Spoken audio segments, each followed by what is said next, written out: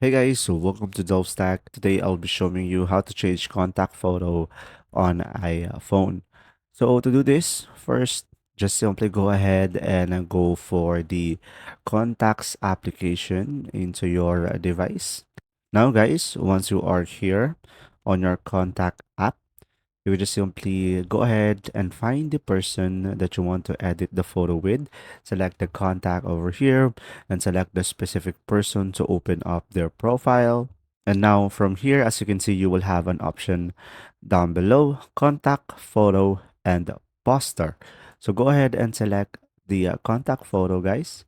And pretty much over here, you should be able to create a poster using your camera, using your photos in your Photos app. You could go for Memoji or a Monogram. So these categories will help you out. So pretty much, for example, I'm gonna go for Monogram, and from here I could customize it into different font, color, size, and should be able to change the photo. Or you could go for Memoji, and pretty much it will look something like this, and you will have multiple categories that you could choose from. And once you have selected one, select next, and automatically it will look something like this. And you will have other options down below to change it, and pretty much you could provide an effects in the color background as well.